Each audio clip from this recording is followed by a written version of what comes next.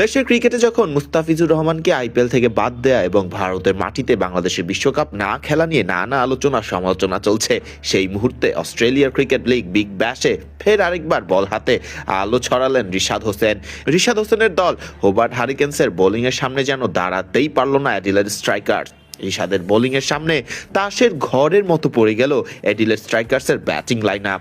রিশাদ আবারও পেলেন তিনটি উইকেটের দেখা।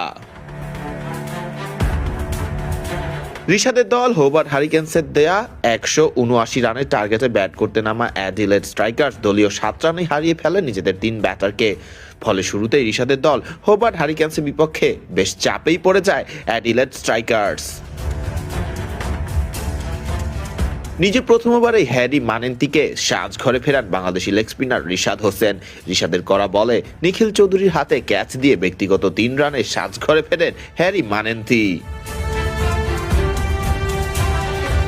নিজের দ্বিতীয় ওভারে আরেকটি আঘাত হানেন রিশাদ। এবার রিশাদ হোসেন ফেরান অ্যাডিলেড স্ট্রাইকার্সের অলরাউন্ডার জেমি ওভারটনকে। উইকেটের পিছে থাকা হোবার্ট হারিকেন্স কিপারের দারুণ স্টাম্পিং এবং রিশাদের ভেলকিতে ধোকা খেয়ে ব্যক্তিগত 8 রানে সাজঘরে ফেরেন জেমি ওভারটন। নিজের ব্যক্তিগত শেষ এবং 4 নম্বর ওভারে রিশাদ যেন আরও ভয়ঙ্কর হয়ে উঠেন বল হাতে। এবার রিশাদ ফেরান 16 বলে 11 রানে থাকা লুকউডকে। সব মিলিয়ে এই ম্যাচে 4 ওভার বোলিং করে রিশাদ হোসেন পান তিনটি উইকেট।